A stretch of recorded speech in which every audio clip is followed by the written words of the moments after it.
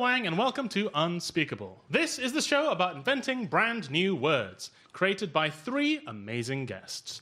Sometimes words can be changed simply by adding another word to it, like mansplaining, which is when men explain something obvious, or manscaped, which is when men shave some of their body hair, or Manchester, which is when men wear bucket hats. Now, we'll be meeting our panel very shortly, but first let's welcome my fabulous co-host. She's the Don Corleone of the dictionary, the Tony Soprano of the synonym. It's Susie Dent!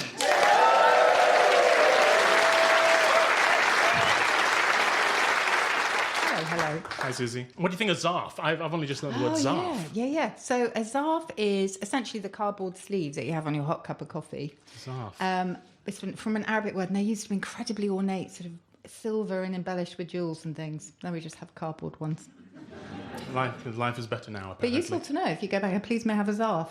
And they'll look at you as if you're completely mad. I have tried it. Starbucks have written my name as zarf before, I think. Now, Susie, can you start us off, please, with a word that's been delighting you recently?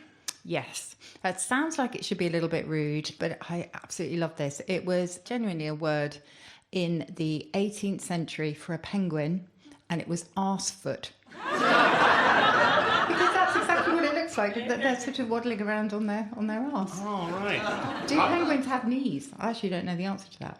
It's one of the questions philosophers have battled with for centuries. I thought arsefoot was a yoga position, so I'm learning a lot. Okay, now the challenge is, can our panel come up with any brand new words as astounding as arsefoot? Let's meet them and find out. Joining us for this episode are Olga Koch, Aurie Styla, and Tim Vine. Olga, hello. Now, you were born in Russia, weren't you? Do you know any fun Russian words that won't chill us to the bone? Well, we were talking about this backstage, and there's obviously plenty of Russian words that you don't have words for in English, but one that came to mind was leaf fall. So there's words for snowfall, which you guys have, but also we have a word for leaf fall, and it's structured exactly the same. It's just leaf fall, so it feels odd to not just have that. Oh, wow. Presumably Russians also have a word for window fall. Is that a threat? What is a leaf fall in Russian? Listopad. Listopad. There we go. That's nice. That's pretty good. That's really good, Listopad. I like it. Aurie, lovely to have you here. Now, you actually started in radio. Yes. BBC Radio London. Yes, I did, yeah. Any words there get you in trouble on the air? Yeah, another radio station and signing out as if I was still on that radio station before. Yeah, like I don't know what it was. You get into the rhythm sometimes of either signing in or signing out at the end of your show, or coming up to a commercial break or an ad break and so on. And for some reason, I don't know why, I literally went into the routine of what I did I was at a previous station. I had to come back on onto the next person's show and say, my apologies, you're not listening to that station. Just because it was, for some reason, my brain just like reset to when I was at that station. And that was about 6-7 years before. I have no idea why that happened. It was a bit nerve-wracking there. Gosh, thanks. You're listening to LBC, by the way. Pretty much like that, yeah, exactly. Tim, now, Yes. it's wonderful to have you here. A real Great honor. to be here. I would say you're the most beloved punnist in the country. Is there a pun that you're particularly proud of, or they're all children to you? Are they all? They're probably all children. One-armed butlers. They can take it, but they can't dish it out. Actually, I've got a friend who's got a butler whose left arm is missing. Serves him right.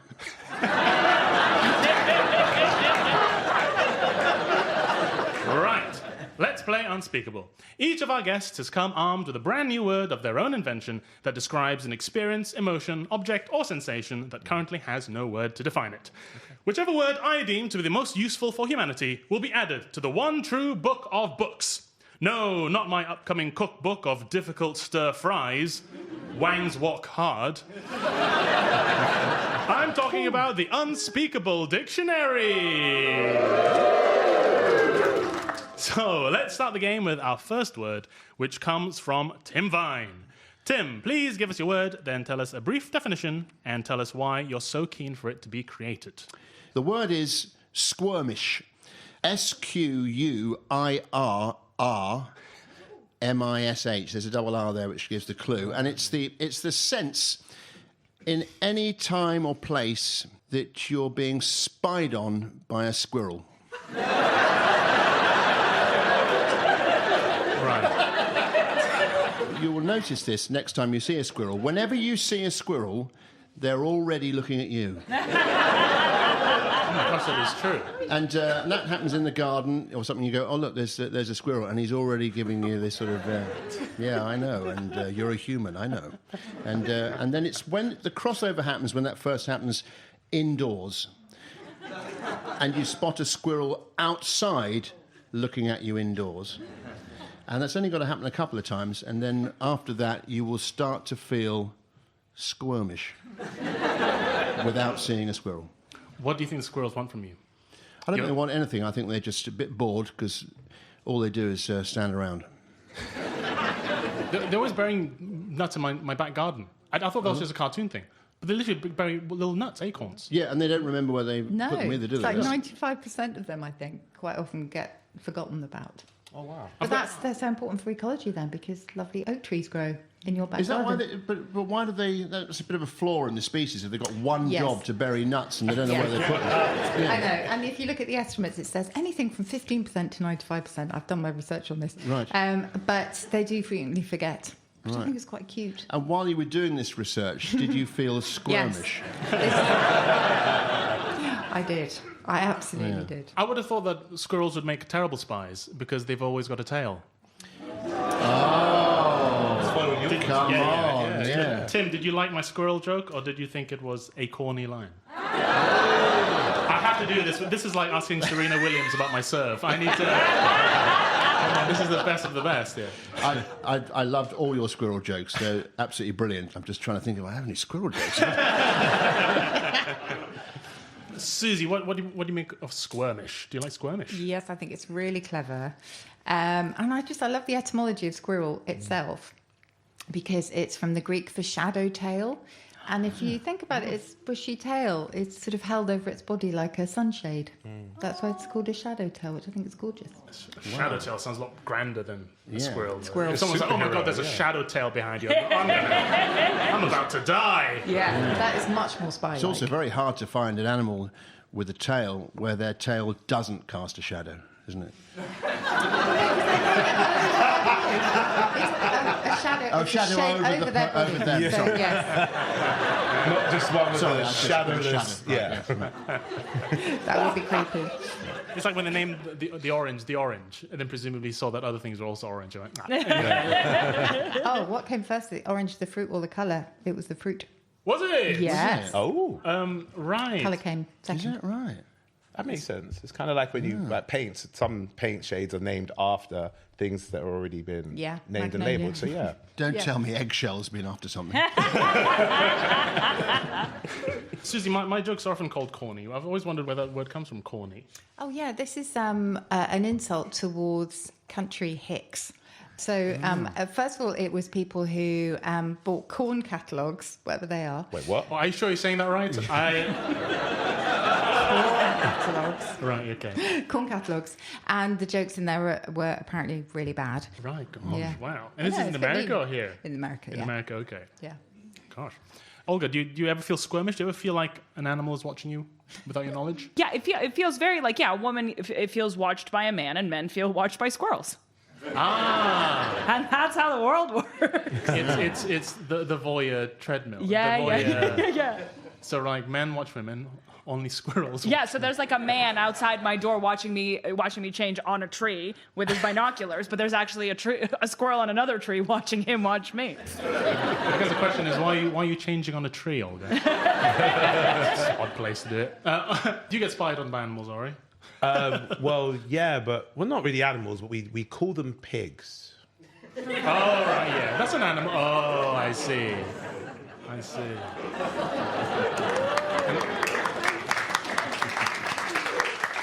And if you don't get it, don't worry, it's fine. All right, there we have it. That's our first word in the show, squirmish, when a squirrel watches you without permission. Yes, finally the tables have turned. This is revenge for all those years of Spring Watch. Thanks for bringing it in, Tim Vine!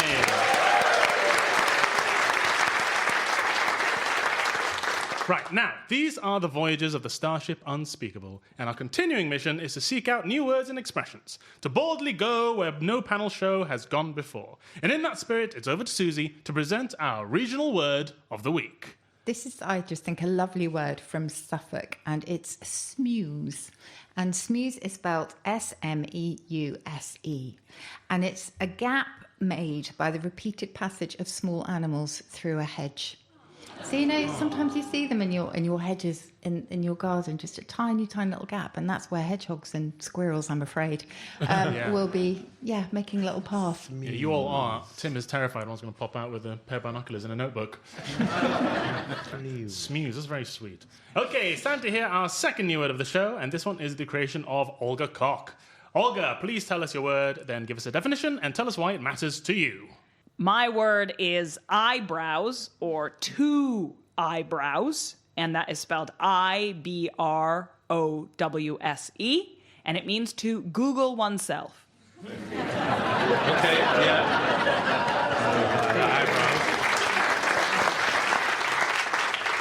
To sort of, it doesn't have to be Google. Look at it yourself up anywhere to sort of to have a little eyebrows. All right. Because I've always been impressed by your numbers on social media, Olga, but how many of those are just you? Looking at yourself. How many of them are squirrels? Fortunately, I can't actually Google myself because my name triggers a parental lock.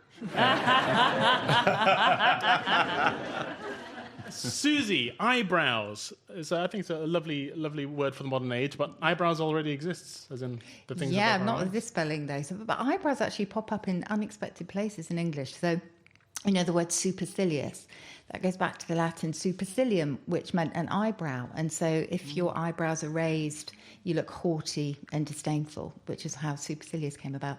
There is a word, going back to the 90s, for Googling yourself or doing an Ed Balls, which is ego surfing. But I think eyebrowsing is much nicer. I just think it's clever. It's very artful. Yeah, ego surfing. That's very kind, but ego surfing's cool as hell. Are you kidding? It's very judgmental, though, ego surfing. And that was in the 90s as well. Yeah. I don't think people would Google or knew to really Google themselves. They in would the ask 90s. Jeeves about themselves. Yeah, if anything. That's what I was thinking. Good point. How about you, Aurie? Do you check yourself out online? I don't like the idea of Googling myself, if I'm honest. I think nothing really changes unless you update it for yourself, unless there is a huge article or story that comes out. Or the worst thing is, I've seen this before in the past when I've looked at myself, it's like Google, I put my name and then somebody else's face is attached to my name and I'm thinking, no, that's just wrong. That's bad. What, same name, you mean? Or you mean So someone else's? someone else's face, Yeah. but then my name. Oh, so it'd be I like, see. Aurie Styla is going to be here and then you've got another comedian. I'm thinking you got the wrong person. I get something similar with Tim Rice. Oh, well, I hope he doesn't mind me saying that, but my partner, he Googled himself once, and then he's not the most famous person with that name. And so we were talking about who the number one search result was, and he was like, oh, it's like the professor of toilets at Cranfield University. Wow.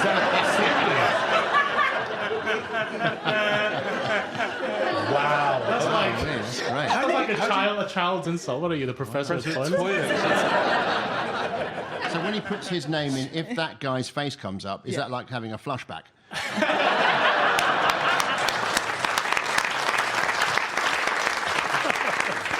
Okay, well, that's our second word of the show, eyebrows. Will eyebrows be worthy of a place in the Unspeakable Dictionary? We'll find out soon, but thanks for bringing it, Olga Koch.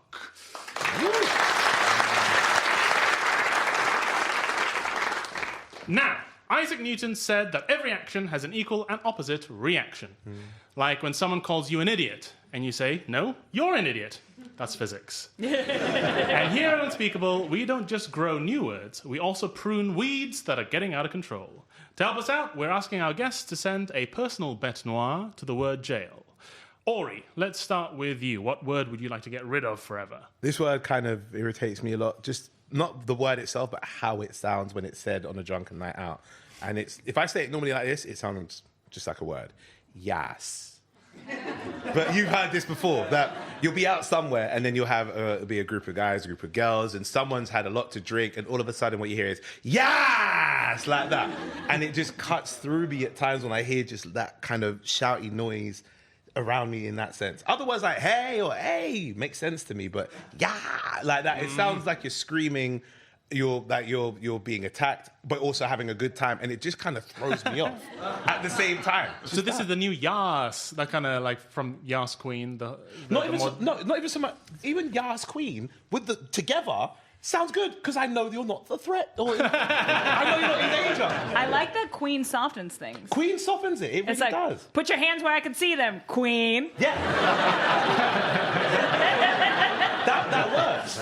I think it's just the yeah on its own. Right, I think that's why. it's a bit piratey at first, isn't it? Yeah, that could be. That is not piratey at all. How you said that, but yeah, that did not sound like a pirate. I'd be the accountant on the ship for sure. What do you think, Susie? This new Yas? Yeah, it's not new. So I did a bit of a search on this, and it goes back to, get this, the 1770s. What? So Yas, yes, spelled Y-A-A-S, and lots of different versions. Yas Queen is a lot more recent. So that's the 80s and 90s, and that originated within the New York Vogue drag ball scene. So you'll see it on RuPaul's, or hear it on RuPaul's Drag Race all the time, and it's used by teenagers everywhere, especially the Queen bit. Wow. I mean, they were saying Yas in 1770s America. Yeah. Like, what were they even talking about? Shall we dump all this tea in the sea? Yas! Yas! Great idea. Maybe they've read a few corny jokes. It is incredible the impact that drag has had on modern language. Like, so much. It's like even I know what my drag name would be now. Okay. If I'm ever a drag queen, I'm going to be Emma Saji. So when you say it quickly, it's MSG. You know, like you put Emma Saji. Because I'll give you a headache, Emma Saji. And 20 minutes later, you'll want me again. Do you have a drag name, Susie? Yes, I do have a drag king name, actually. Go on. Dictionary.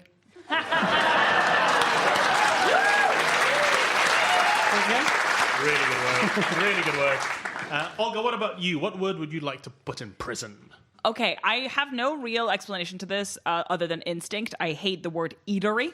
There's something really like Gen X, Greg Kinnear 90s asshole about eatery, and I just hate it. It's a restaurant, it's a cafe, it's a fast food joint, but it's not an eatery. Yeah, and you don't get it with any other places. Like a perfume shop isn't a smellery, and a cinema isn't a watchery. No, God, no. Well, can we take a break? I need to use the poopery. I'm not talking about dried flowers. Susie, is eatery a new phenomenon? I feel like I know what you're going to say. No.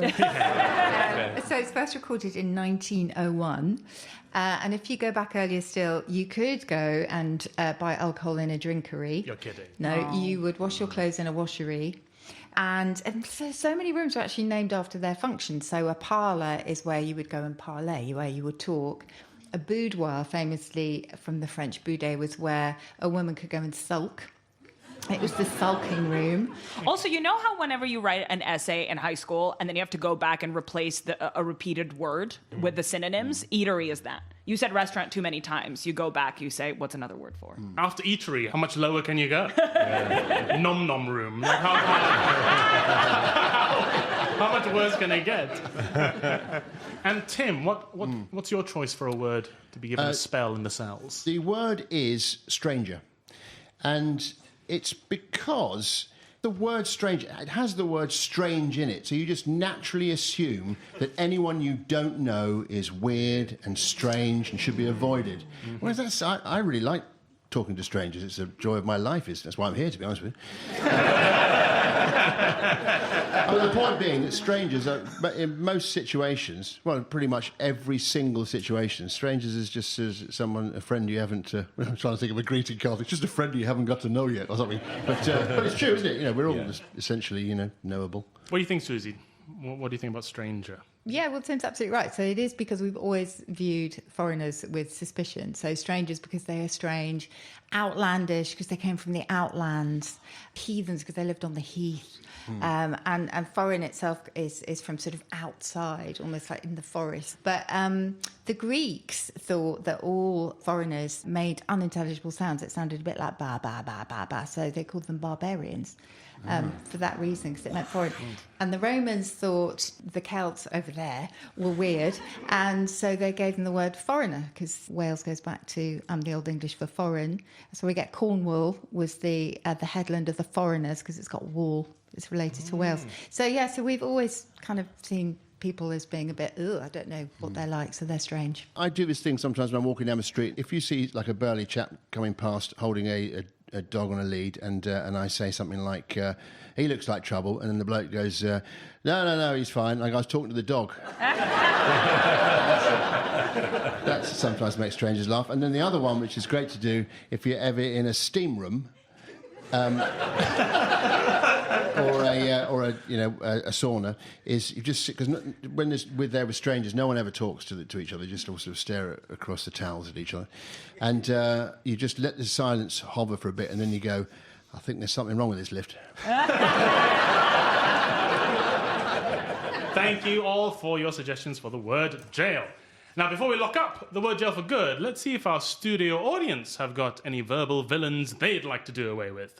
We have Sasha from Lewisham. Hi, I would like to remove the word pre-plan from the English language, because if you're planning something, it is already pre the thing you were doing. Thank you. Unless you are preparing for the plan itself, pre-plan is not the word you're looking for. I've heard people say pre-prepare. Exactly, that's It much drives worse. me crazy. Yeah, pre-prepared food. Unbelievable. It's Or pre-rehearsed. It's rehearsed. Yeah. You haven't pre-rehearsed. You can't rehearse on the night. That's a show. You have to do it before the show. Thanks, Sasha. That's a really good one. Now, it's time to unveil our third contender for a brand new word to enter the Unspeakable dictionary. And this one is created by Aurie Styla. Aurie, please give us your word, then tell us what it means and why it matters to you. Okay, so the word I would like to create, I think is really descriptive, is skedaddalted. And it's, as it probably sounds, it's to leave something like a party or a function or an event of some sort because you're just too old for this now. Does that make sense? I mean... Listener, you couldn't see, but Aurie was packing his stuff up as he said it. See you later, man. Thanks for coming. Yeah, I've just skedaddled the other day right out of a car when Radio 1 came on. And I was driving, so not ideal, but got to look after my mental health. I like skedaddle, Susie. What about you? Oh, I think it's brilliant. Anything that riffs on skedaddle, which is one of my favourite words. Oh, yeah? And it's one of those Americanisms. And actually, it was introduced during the Civil War when soldiers who had to retreat in a hurry would skedaddle. And that's where that came from. And it may be based on a dialect word, scaddle, which meant to scare or to frighten. So American soldiers used to shout skedaddle when they needed to... Yeah, there was It doesn't. It's not serious enough a No. word for I'm with you. war. Like you're surrounded by a dead friend, and It your is legs quite been chopped mischievous. off. And you then a soldier looks at the other soldier and goes, "Skedaddle, queen." Is there a point where it's acceptable to skedaddle? Should happen. 9:30. And the party starts at 10, yeah? No, it's not a time thing. It's a memorable thing. So you could, as long as you just walk in and do something memorable for the host, like walk into the middle of the room and just like take a poop, then you're good. So was Olga there? Yeah, believe me. She had a wild time, yeah.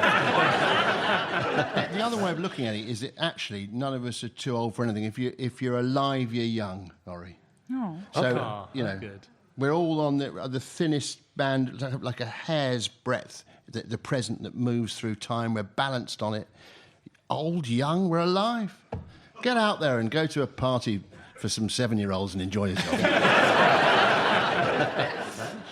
There we have Aurie's choice for a brand new word, skedaddled. We now have all three words that our celebrities have brought to the show. Squirmish from Tim Vine, eyebrows from Olga Koch, and skedaddled from Aurie Styla. The question is, which one deserves a place in the Unspeakable dictionary? I am Wang the Merciless, dictator of the dictionary, and the decision is mine. And I've decided that our winner is... only because I do it all the time, skedaddled from Aurie Styla! Congratulations. Now, before we go, we've got just enough time to see if our audience have any suggestions for the Unspeakable dictionary. Do we have Farah from North London? Farah. The word is fartled. When you are startled by a fart.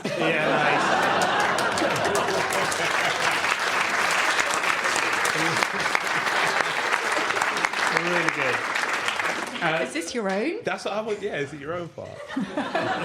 No, you can't be surprised by your own Well, fart. babies are. can- Babies you can. are. No, I can't. I am. No, I can't. I feel like a dog, but sometimes I really. Babies are startled all the All the time. time, But that yeah. sudden Startled. noise. No, mine builds up. I know it's coming. That's different. What about when you're sleeping and then you wake yourself up and think someone's trying to break in the house or something? My husband might complain about that, but I don't care. So I'm asleep. Okay. Doesn't matter. Fair But it actually happened to me today in a gallery. Oh, Yeah, I that's a bad place. was in an exhibition at Saatchi Gallery, and out the blue, I heard a raspberry fart full on, and I turned around, and it actually ended up that it was part of the installation, but I didn't know. I thought it was a fart, and I was giggling away. So yeah. That's a great excuse for a fart. If anyone catches me farting now, I'm going to say it's part of the installation. No matter where we are, it's part of the installation. Thank you, Farah. Yeah, come give us that behind